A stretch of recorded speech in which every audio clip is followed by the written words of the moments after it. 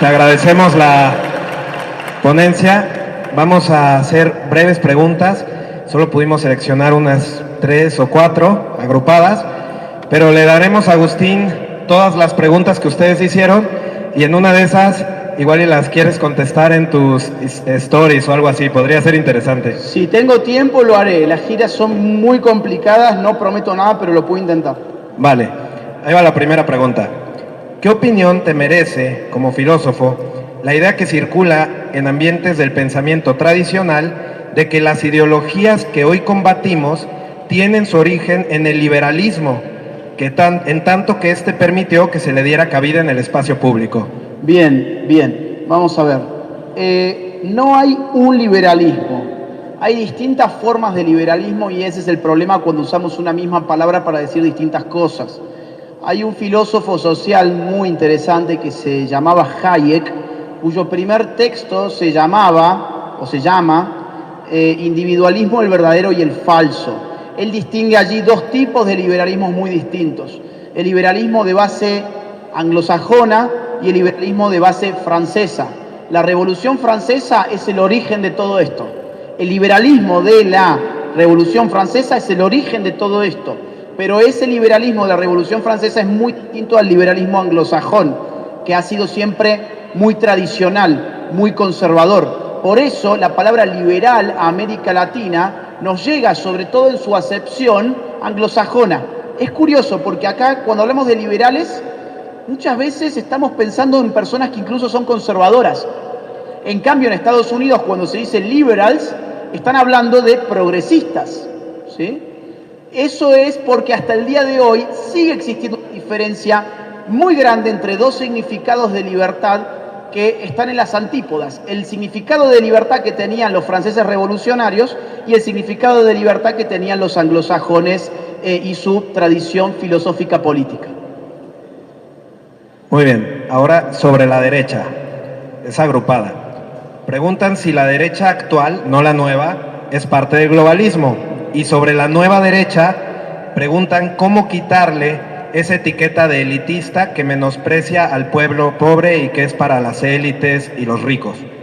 Bien, yo no creo que haya, yo llamo derecha, a lo que acá en esta pregunta se llama la vieja derecha, yo le llamo vieja centro derecha. Hay una diferencia, porque hoy la derecha, por ejemplo, en España es Vox. Por ejemplo, yo le llamo nueva derecha para que sea más evidente la diferencia que hay entre una cosa u otra. Pero yo diría, si la pregunta es, ¿la derecha es globalista? Yo diría no, la centro derecha es globalista. De la derecha hacia la izquierda, todo lo que sigue es globalismo. La centro derecha es globalista, el centro es globalista, el centro izquierda es globalista, y la izquierda siempre fue internacionalista, por lo tanto es muy propensa a identificarse con organizaciones internacionales como Naciones Unidas.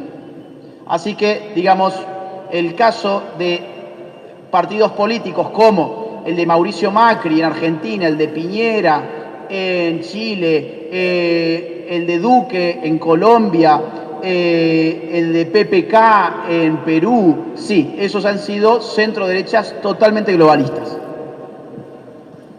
Perdón, y la segunda parte, la del elitismo, ¿cómo superar eso? Conociéndonos. Es decir, cuando uno conoce a las personas, en vez de encerrarse en su círculo, en vez de encerrarte en tu círculo y salís a conocer a las personas que piensan como vos, te vas a encontrar con que hay personas que vienen de las más diversas clases sociales y que incluso en el pueblo uno encuentra un respaldo muy claro a ideas que reivindican las buenas costumbres, las buenas tradiciones, la libertad individual. Digo, por ejemplo, vamos a poner un caso, la inflación.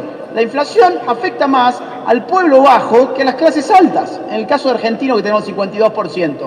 ¿Por qué? Porque la inflación te prohíbe ahorrar, pero en cambio el rico ahorra en dólares. Entonces no le importa demasiado la inflación, está resguardando su moneda en una moneda extranjera, pero el pobre no puede porque no le alcanza para comprar dólar. Entonces cuando uno empieza a ver, bueno, pero esta gente está demandando, por ejemplo, libertad económica, está demandando menos impuestos. Le están haciendo pagar impuestos a la leche, le están haciendo pagar impuestos a necesidades básicas para financiar a un burócrata de género. Vos le explicás esto a la gente y se indigna, con toda razón.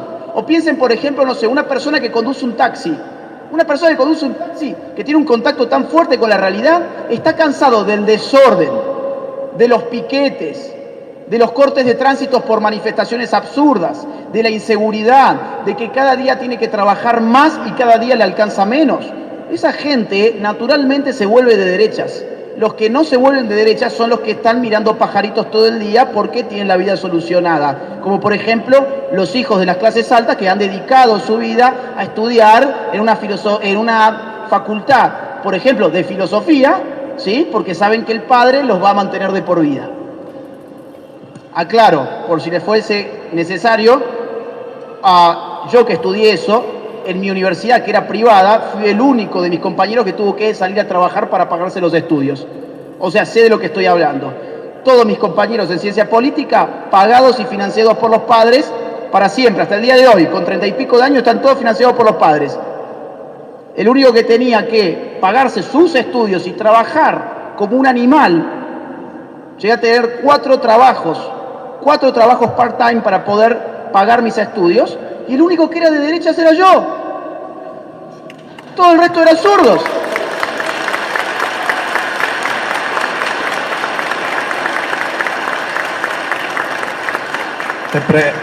Te preguntan, ¿por qué no unirse a la ONU si es quien pudo parar a Rusia con sanciones, por ejemplo? ¿Por qué no unirse a la ONU? Es que ya estamos unidos a la ONU. No es que estamos en condición de unirnos o no unirnos. Todos nuestros países son miembros de la ONU. Y otra cosa, Rusia no se le va a parar con sanciones. O sea, digamos, apenas Rusia hizo un amague nuclear, todos retrocedieron y dijeron, te vamos a detener pero con sanciones. Rusia es un pueblo con una historia, ya me iría mucho de tema, pero voy a hacer el comentario muy breve. Rusia es un pueblo que sabe lo que es la crisis, sabe lo que es que su Estado se desmorone. ¿Ustedes se piensan que ese pueblo le va a tener miedo a una sanción de Joe Biden? Yo creo que se subestima muchísimo a Rusia, que tiene poco para perder y mucho para ganar, cuando se piensa que por bloquearle un par de cuentas bancarias a unos magnates vinculados al régimen, Putin va a echarse para atrás cuando tiene todo para ganar. Yo personalmente creo que esto, sé que no lo han preguntado, pero personalmente creo que esto va a terminar con la deposición del actual gobierno ucraniano, asumirá un gobierno prorruso. No creo que se anexe de ninguna forma Ucrania a Rusia, pero sí cambiará el gobierno y eso terminará el conflicto. Creo que eso es lo que va a pasar. Últimas dos. ¿Por qué China es tan poderosa si es comunista? Porque China aplicó el capitalismo de Estado. China mantiene una organización política comunista con centro en el Partido Comunista Chino, pero desde 1978, con las reformas de Deng Xiaoping, ¿sí? China, lo que hizo fue desmantelar el sistema económico comunista. Rusia agarró lo mejor del capitalismo y lo combinó con lo peor del autoritarismo y logró, por ejemplo, tener trabajo esclavo para dominar comercialmente a otros países que ya no pueden competir en libre mercado con un lugar donde hay trabajo esclavo, por ejemplo. Entonces, combinó lo más atroz del estatismo con lo que económicamente más beneficia del sistema capitalista y por eso logró tener semejante poder económico. Y finalmente, desde tu punto de vista, ¿qué opinas de la revocación de mandato? ¿Qué riesgos hay en ese sentido? Ustedes quieren que me echen de México. En cualquier país. Quien haya leído el artículo 33 sabe que esa pregunta la voy a contestar de todas formas. Opino que es una estrategia publicitaria, política, que tiene por objetivo, primero que nada, tengo entendido que técnicamente es imposible por lo que se necesita del padrón electoral, que vote a favor de la revocación, ellos ya saben que eso no pone en riesgo realmente la continuidad de López Obrador. No hay un riesgo para esa continuidad.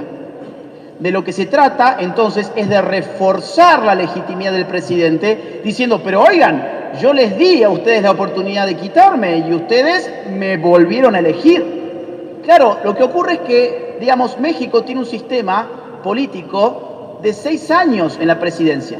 6 años es mucho, desgasta mucho una figura política. Mantenerte 6 años gobernando con una buena aceptación popular es muy difícil. Entonces, esto es un artilugio para simular unas elecciones que le devuelvan un apoyo mayor en términos discursivos. Tuvieron esta oportunidad, ustedes me quisieron aquí de nuevo y voy a terminar entonces mi mandato. Ahora también, y ya no me quiero meter mucho en esto, pero también podría ser una estrategia para controlar al poder electoral, ¿sí? Porque van a poner a prueba el poder electoral y vaya uno a saber qué van a decir del poder electoral y vaya a saber uno qué excusa pueden encontrar para absorber al poder electoral como han hecho con otros poderes. Muchas gracias, Agustín. Gracias.